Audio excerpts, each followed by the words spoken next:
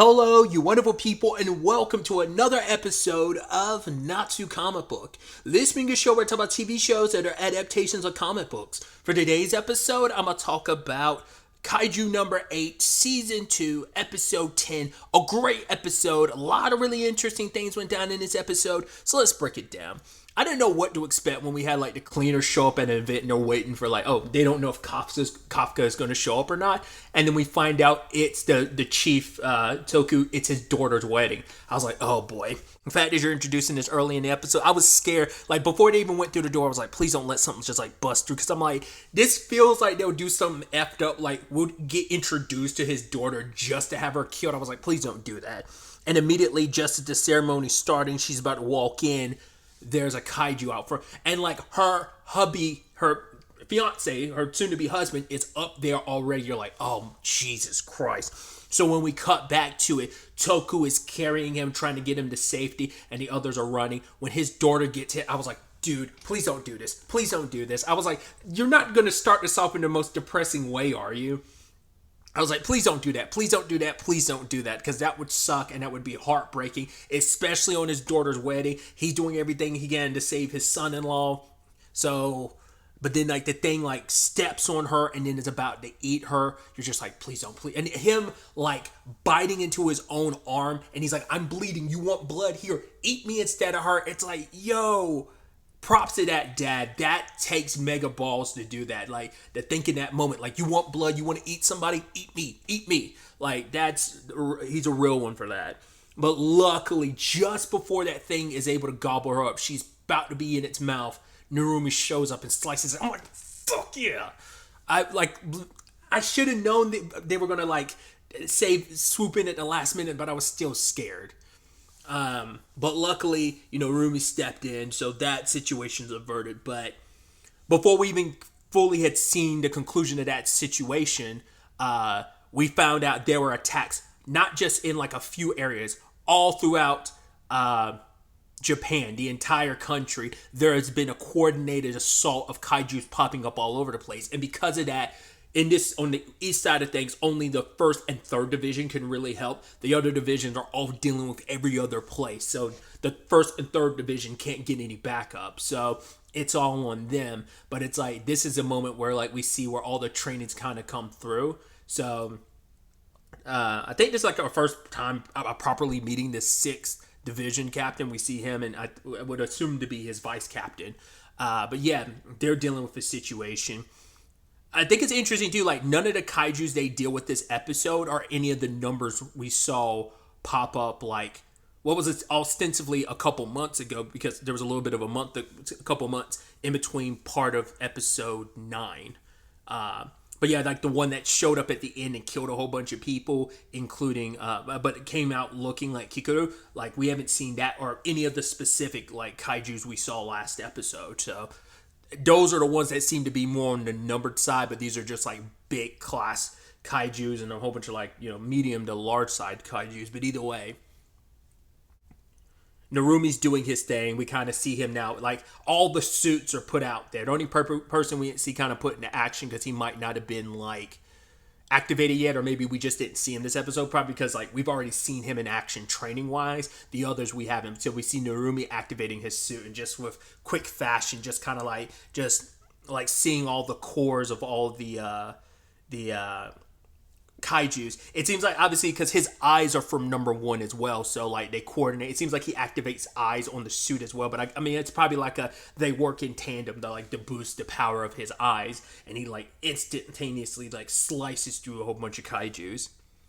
Then we have Kikoru going into action. Her whole being set off thing is so dope, because her she's shot out of almost on a ship that acts it's fired like a bullet, and then she's fired a second time from it like a bullet as well. But her suit is the only one amongst the kaiju weapons that can fly. Apparently that's why Hikari's kill count was so high, much higher than any other captain's, was because of that. I was that's interesting.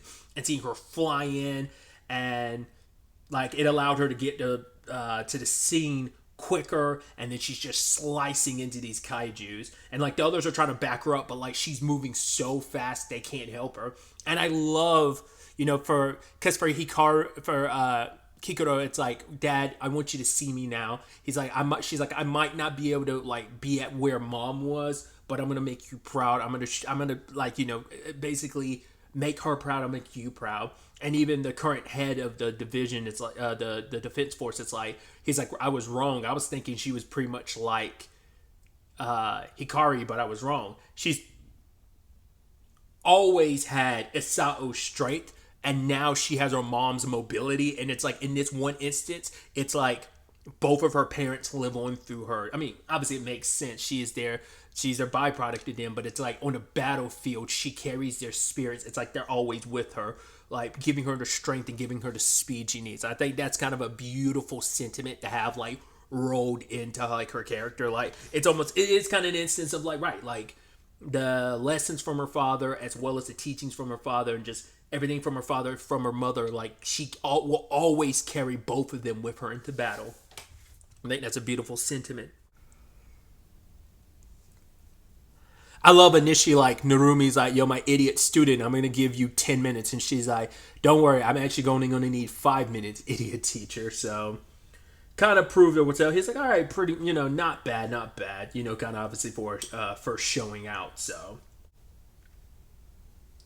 And then finally, the other new tester on the field is Hoshina and Kaiju number 10, who's still cognizant. It is the only Kaiju weapon that has its own consciousness that is still active. So it is kind of this interesting two sides, basically the odd couple that they are, because Hoshina is very like tactical and very like methodical with his movements versus 10, who is just like full steam ahead, blindly rushing ahead, and like those coming in conflict with each other. Like the bastard couldn't even wait. He like opens a circle in the bottom of the helicopter, even though it's like, yo, we don't even have any plans yet, because it's like we shouldn't even be like, the testings haven't gone fully well, so it's definitely not really out ready for field implementation yet, because now because it's too budding like consciousness. Like Hoshino wants to, I want to go after this group of weaker enemies first, and now we're surrounded. But he's like, no, let's go after the stronger ones, and they're being tugged in both directions, and because of that, they're leaving themselves open. Even at one point in time, Hoshino's like, well, we need to dodge. He's like, no, take the hit, because I want to know how strong they are. It's like, oh god. It's like this thing has basically got Goku's personality of like, I want to feel how strong the enemy is just to test myself. It's like, come on, guy. Like I said, polar opposites in this instance. And obviously for Hoshina, all he can think of is like, man, I'm always surrounded by stubborn idiots who are fine with just kind of going full speed ahead and not caring if they end up dying. Obviously thinking of spending, obviously, there's always been a bit of Kafka, but like I'm sure like that's even more apparent, spending more and more time with him as he's pushing himself. So I think it's interesting too that and it feels like making sense that like Hoshina's, because it is more conscious. I mean, for one, like the moving eyeball in the center of the chest, but also it has its tail, because like none of the other arm, like his looks the most monstrous versus like the other like Ichikawa's or Narumi's or Kikuro's. None of theirs look as monstrous as his, because his has the tail, and because once again it's also acting independently too. So, but I do love that it becomes a situation where like, because Hoshino was like, yo, if I die, they will toss you in the trash. He's like, I know that, but it's just like it wants to do things its way, and that doesn't like, that comes in conflict with the way Hoshino wants to approach things. So it becomes a situation of like, all right, fine, what I'm going to do is, for this one instance, you're going to listen to me, but going forward, I will let you run a little rampant. I'll follow what you are. And in that moment, they're kind of on the same page, and their synchronization kind of increases. But then partway through the fight, they're still arguing, but their percentage goes up. The final cap out is like 7% or something like that, which is the highest they've ever been. And even that's higher numbers than even when they were training. What's also interesting too is it said that 77% is essentially the equivalency of Hoshina going like what he is in his normal suit, because he usually taps out like 94 or something percent there. So it's like that's a pretty steep gap in between like now, like, so what will happen is like if they get that range even closer to what his range is, like his percentage number is, even though the power scaling is like he's at the same point at his suit at full power, it's like, but well, not full power, but you get what I mean. Like his normal 90 some percent in his normal suit is like if they can get that around that range in this with 10, like who knows what these two would be capable of. I mean, it gives them like obviously take Hoshina's like swift movement and like powerful strikes, and this thing's like defense, and it acts as kind of a rear guard too. Oh, because it's like you're fighting two opponents at once, so it's like Hoshina doesn't always have to focus on his back. Like 10 can use its tail to slice enemies up.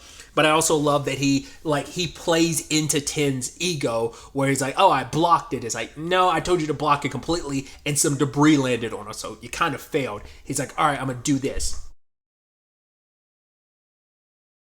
I forgot what it was. I think he blocked or killed one or enemy or whatever, but it's like, no, I told you to kill all of them. So he ends up slicing like the last three or whatever.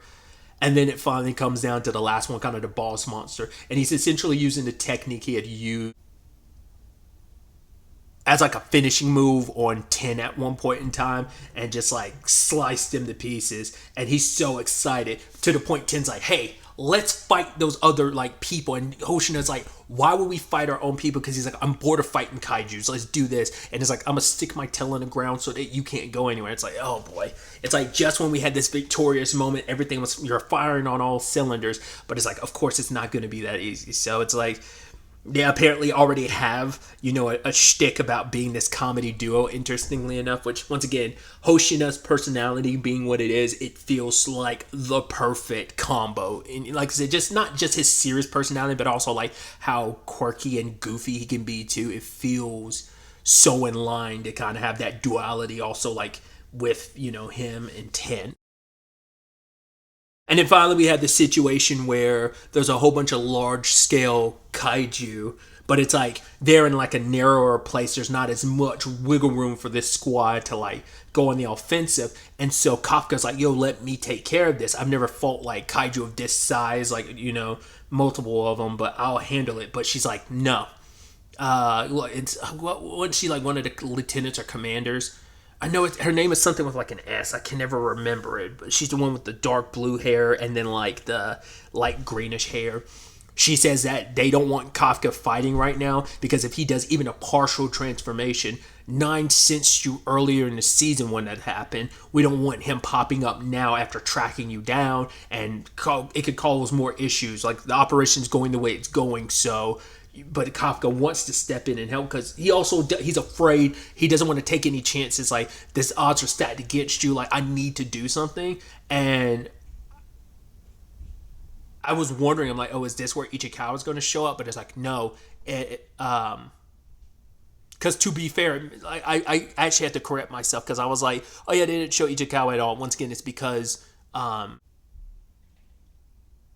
he's already been showcased, but it was also because we also don't know how much progress him and Iharu have made. But it was also because, once again, I'm forgetting, like, right, he's with the 4th division, so, like, this is only the 1st and 3rd division getting mixed up in this. But the episode ends with Mina pulling out her new tool, because we haven't seen, like, Mina, like, in combat in a while. I think the last time we saw her was against number 10. That's the last time we saw her in combat at all. And that was her kind of having to be on the move with her weapon. But this is like, I don't know if this is like another like number weapon specific to her. It's probably in the form of an actual weapon and not just like a suited weapon. So, well, she could also be wearing a suit as well. I don't think she was, but I could be mistaken. I don't think she was wearing one earlier in the episode. It looked like she was wearing a regular combat suit, but everyone's combat suits have kind of been enhanced. And then you have like the numbered suits as well. So, obviously setting the stage as things continue as they try to turn the tides on this coordinated attack. And then obviously we have our Hoshina Ippon Knights,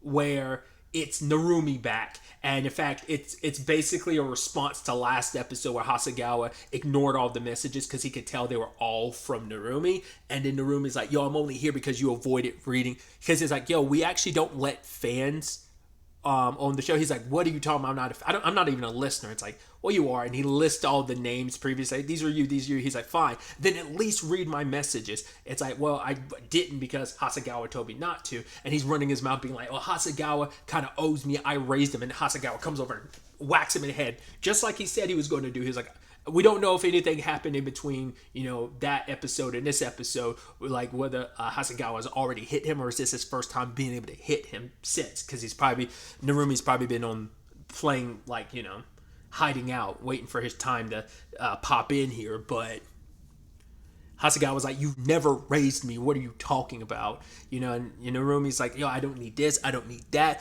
All I need is you to do one thing for me. He's like, read my messages. And it's like, ooh, sorry. We don't have any time to kind of deal with any of that. He's like, in fact, this is actually the last episode too. So that kind of is like a middle finger to him. Like, cool. Like, all your letters will go unread and you kind of didn't get what you want. In fact, you got scolded and like slapped in the head. And I even love Hasegawa was like, I'm so sorry, like basically your last episode had to be like this. And Narumi's like, what do you mean like this? So I mean, it makes sense probably why you would make this sad. It's kind of interesting to know that like the penultimate episode of the season, next episode, won't have one, so that's interesting. So I guess that just means maybe the stake of where the story is. They're like, it's fine to have these at certain points throughout, like up to this point in the season, but like episode 11 and 12 is where things are probably really going to pop off, and it's like, makes sense probably not to have one in the season finale, but like the episode beforehand, you'd expect maybe there'd be one last one, but it's like for this to kind of be the end of the bit, it's kind of, I mean, I like these little things because it's kind of a nice like, breath of fresh air, just kind of like cool, like, most of these episodes aren't ending on downers. Last episode kind of ended on like a whole bunch of people getting murdered, so it's like that was a pretty downer. So but for the most part, things have ended on like, things are tense for the most. Well, I have to take that back because episode 4 ended on a pretty big downer with 9 like taking Asao's body. So, but you get the point I'm making. I thought it was just kind of a nice like little levity bit post credit type of thing. So like I said, I think that's just kind of insight to like how wild next episode's going to be, and it's like, probably going to end on a downer or something like that, since there's not going to be any like post-credit levity. But we'll see how it all shakes up. Like I keep saying, like only 2 episodes left in the season. So I'm interested to see how this plays out. I'm curious to see how this season's going to end. Like, I kept bringing it up. I'm like, I don't know if Kaiju number 9 is going to be like the final boss for like the rest of the story, or whether it's just like this is going to be the end of Kaiju number 9 at the end of this season, and then another threat is on the horizon, something that he set in motion maybe. Well, once again, we'll have to wait to see what next episode is and then what the season finale is and where that kind of leaves us. But that's really all I wanted to talk about. Till the next time we meet, be happy, be safe, live life to the fullest, and enjoy it. Good day and goodbye.